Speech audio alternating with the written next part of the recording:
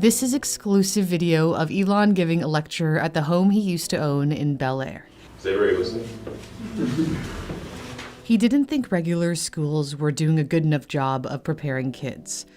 Does anybody have any experience with first principles analysis? Do you know what it means? Have you read about it or anything?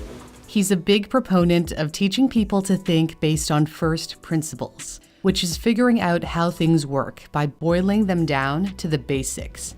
For example, it used to be that people thought a radical improvement in rocketry was impossible. Space agencies and private companies tried to build reusable rockets, but failed. The only one that kind of worked was NASA's space shuttle. But the cost of refurbishing the boosters by fishing them out of the ocean was so great that it didn't make sense. If you look at what others are doing, say, well, others didn't make it work, so therefore it doesn't work. That has no basis in reality. A first principles or foundational approach would be to say, let's look at the physics and economics of a rocket and say, if we analyze the physics of the rocket, is it physically possible? First principles thinking would break down the cost of the rocket's materials and figure out how to reassemble the materials to produce a more affordable rocket, which is SpaceX's mission. Ad Astra School originally began out of SpaceX's rocket factory in Hawthorne, California, to teach Elon's children and the kids of some employees.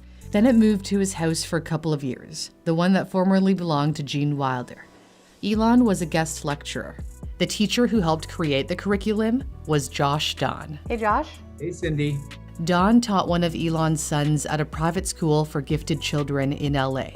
The SpaceX CEO then approached him to start an experimental school at his rocket factory. So if Elon's directive was to make it great, then, okay, well, what does great look like? It looked like a totally different experience than a typical school. Instead of classes in languages, music, or sports, kids focused on critical thinking, solving the types of problems SpaceX employees tackle. Like, imagine how the grid fin could be redesigned. He's referring to the fins that come down when the Falcon 9 lands. Could you imagine other designs, and how would you even know if those designs would be more efficacious than the design that's currently being used?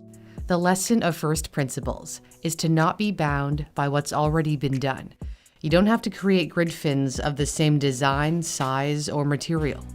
You can even go back to the drawing board completely and imagine something totally different that could direct a descending rocket. Can something other than grid fins be better for the successor to the Falcon 9, Starship?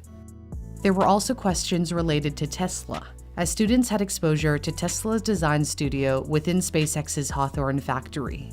For example, like, what could the supercharger network look like in a country where it doesn't yet exist? So what if you created the supercharger network in Argentina? There are many different ways to answer this question. What Josh was looking for was the ability to reason. Centering superchargers around dense populations is a start.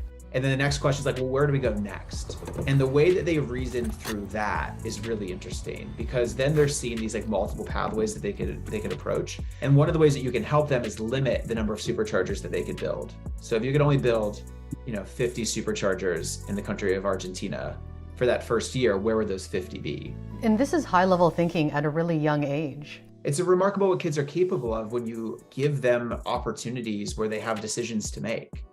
Josh now runs Synthesis, an online program applying the same type of thinking at Elon's school. Oh my gosh, this is the best place for tax. Oh, we're going really fast. Yes. Students from around the world strategize in teams as a way to mirror collaboration in real life. Have fun. We'll start the first game in about 5 minutes. Although the students are as young as 8, the problems they have to answer are difficult even for adults. For example, imagine that rocket travel is as normal as plane travel. If you had to choose one future, which would it be? Traveling to anywhere on Earth within an hour, going sightseeing on the moon, or 3, starting a city on Mars.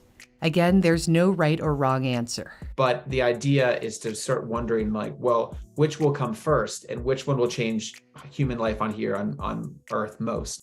It's about figuring out what the future will look like and then building that future.